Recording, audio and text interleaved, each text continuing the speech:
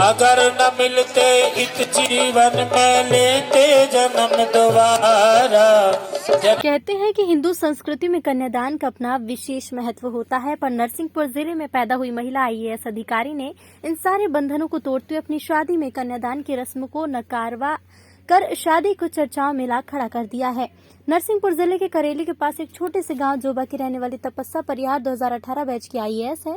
उनकी शादी आईएफएस अफसर गर्वित गंगवार से पिछले दिनों हुई। शादी चर्चाओं का विषय तब बन गई जब घर वालों की सहमति से कन्यादान रस्म नहीं कराई गई।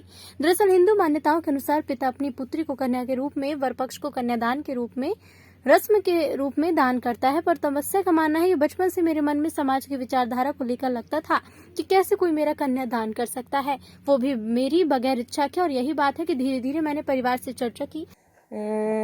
जी, तो मैं पर्सनली मतलब ये हमारे परिवार का ही डिसीजन था।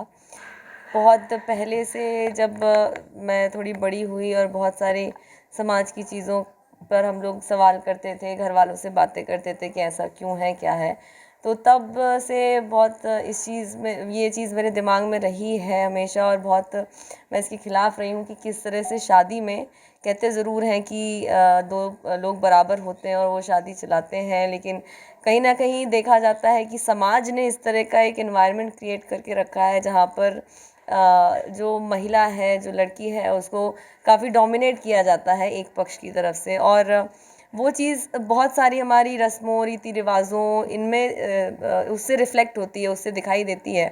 तो उसी तरह से एक चीज़ कन्यादान मुझे लगती थी कि कन्यादान क्यों करना है, मुझे समझ नहीं आता था क्या लॉजिक है। इस बारे में पापा से, घर के बाकी सदस्यों से बात भी होती रहती थी। तो तभी से ये था कि नहीं, कन्यादान तो नहीं करना, शादी होगी तो देखा जाएगा, कोई अच्छा व्यक्ति मिला तो, मगर जब भी होगी तब कन्यादान तो नहीं करना है। क्योंकि बहुत अजीब लगता है सुन के भी कि मुझे पर्सनली कि मुझे कोई दान कैसे कर सकता है। भले ही वो मेरे पेरेंट्स हों, भले उन्होंने मुझे पैदा किया है, पाल पोस के बड़ा किया है डेफिनेटली, पर मैं दान होने वाली कोई चीज़ तो नहीं हूँ। तो ये एक चीज़ रही थी। और जब गर्वित से मुलाकात हुई और उसके बाद जब फाइनल हुआ कि हाँ शादी करनी है, तो पापा को तो पहले से पता था कि ये चीज़ मैं नहीं चाहती हो। फिर गर्वित के पेरेंट्स से बात हुई तो उन्होंने भी बोला कि ठीक है, जैसी मर्ज़ी है, कोई समस्या नहीं है। बस वहाँ से ये डिसाइड हुआ कि हाँ कन्यादान नहीं करना। तो सोच वही है कि कुछ परंपराएं ऐसी होती हैं, रस्में ऐसी होती हैं जो हो सकता है व्यक्ति को सही ना लगे, और यदि वो इंडिपेंडेंट है और उसके अपने जो लोग हैं वो उनको सपोर्ट कर रहे हैं उसकी सोच को आगे बढ़ाने में, तो डेफिनेटली कुछ परंपराएं ऐसी हैं जो पीछे छोड़ी जा सकती हैं। कहीं ना कहीं महिला सशक्तिकरण को इस बात को लेकर परिवार भी मान गया और वर पक्ष भी इस बात के लिए राजी हो गए कि बगैर कन्यादान के शादी की जा सकती है। जब दो परिवार आपस में मिलकर विवाह करते हैं तो फिर बड़ा छोटा ऊंचा नीचा होना ठीक नहीं, क्यों किसी का दान किया जा। जब मैं शादी के लिए तैयार हुई तो मेरे भी परिवार के लोगों से चर्चा कर कन्यादान की रस्म को शादी से दूर रखा।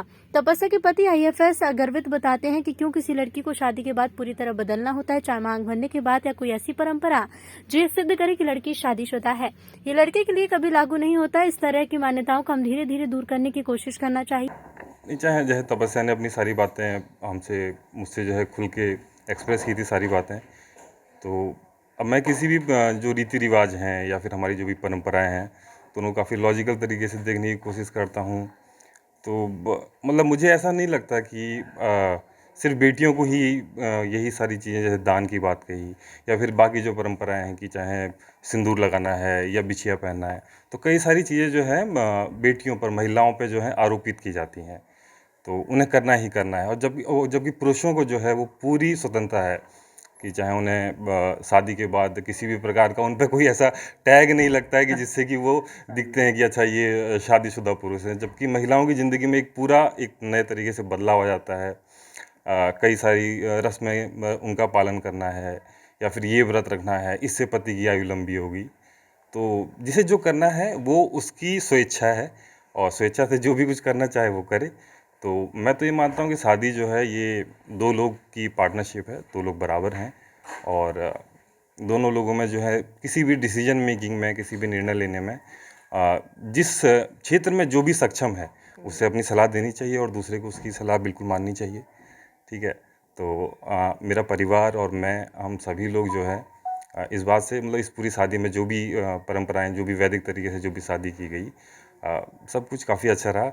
और बस, धन्यवाद। तपस्या के पिता भी शादी से खुश हैं। उनका मानना है कि इस तरह की रस्मों से लड़की को पिता के घर से या उसकी जायदाद से बेदखल करने की साजिश की तरह देखा जाता। हालांकि पूरी शादी वैदिक मंत्रों के साथ रीति रिवाज से संपन्न हुई, पर कन्यादान जैसी रस्म को दूर कर दोनों आईएएस और आईएफएस अधिकारियों ने शादी को चर्चाओं में ला दिया है। ना का विषय नहीं है, ये तो हम लोगों की सबकी सोच ही ऐसी बन गई थी कि बेटा बेटी दोनों बराबर, जैसा हक अभी तक था आगे भी वैसे ही रहेगा। कानून भी यही प्रयास कर रहा है, लेकिन सामाजिक व्यवस्थाएं ही गड़बड़ हैं। दान में करके संपत्ति से मुक्त कर दो, सबसे बड़ा विषय तो यही है। बेटों का पूरा हक, अधिकार, और बेटियों को दान करके हक से वंचित कर दो। तो हमारी यही सोच है कि जैसा बेटों का हक वैसे बेटियों का। तो बहुत सी चीज़ें हैं बराबर हैं, हमेशा बराबर से रहेंगे। कान तो पचता ही नहीं, शब्द ही नहीं पचता कहीं से। मुक्त आत्मा है और कोई आत्मा का दान कर ही नहीं सकता, वस्तु का दान हम कर सकते हैं। और इस विषय पे ज़्यादा समझना है तो ओशो को सुन लो, उनसे ज़्यादा समझाने वाला तो संसार में पैदा ही नहीं हुआ।